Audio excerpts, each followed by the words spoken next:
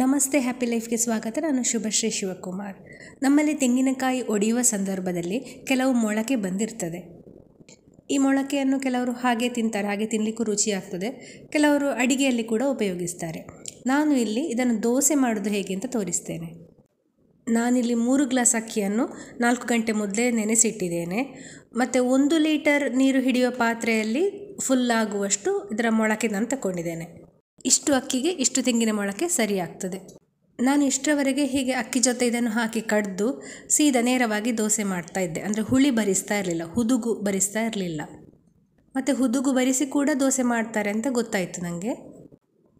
ಹಾಗಾಗಿ ಈ ಸಲ ಅಕ್ಕಿ ಕಡ್ದಾದ ಮೇಲೆ ನಾನು ಹಿಟ್ಟನ್ನು 2 ಪ್ರತಿ ಮಾಡಿದೆ.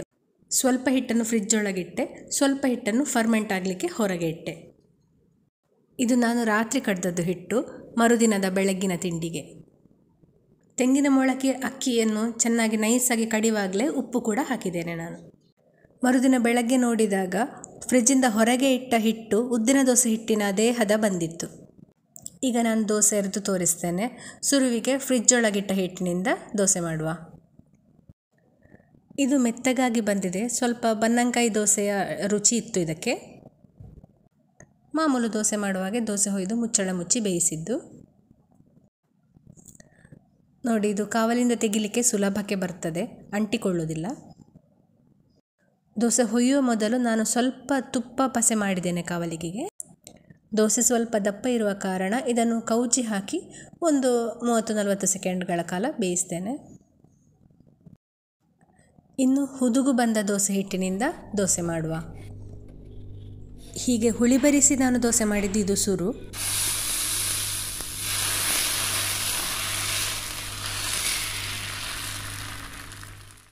ನೋಡಿ, ಇದು ಉದ್ದಿನ ದೋಸೆ ಮಾಡುವಾಗ ಯಾವ ರೀತಿ ದೋಸೆ ಬರ್ತದೆ ಅದೇ ರೀತಿಯೇ ಬಂದಿದೆ. ರುಚಿ ಕೂಡ ಸ್ವಲ್ಪ ಉದ್ದಿನ ದೋಸೆಯನ್ನೇ ಹೋಲ್ತಿತ್ತು. ಇದು ಸ್ವಲ್ಪ ದಪ್ಪಕ್ಕೆ ಹೊಯ್ದ ಕಾರಣ ಇದನ್ನು ಕೌಚಿ ಹಾಕಿ ಸ್ವಲ್ಪ ಹೊತ್ತು ಬೇಯಿಸಿದ್ದೇನೆ.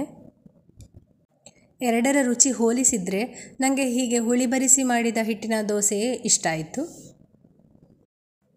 ನೋಡಿ, ಇದು ಎಷ್ಟು ಮೆತ್ತಗೆ ಬಂದಿದೆ ಅಂತ.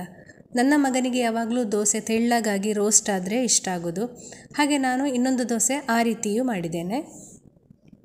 ಹೀಗೆ ಮಾಡಿದರೆ ಕೂಡ ಒಳ್ಳೆಯದಾಗ್ತದೆ.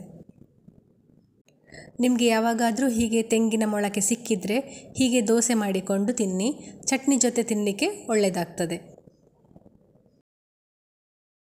ವಿಡಿಯೋವನ್ನು ಕೊನೆ ತನಕ ನೋಡಿದ್ದಕ್ಕಾಗಿ ಧನ್ಯವಾದಗಳು.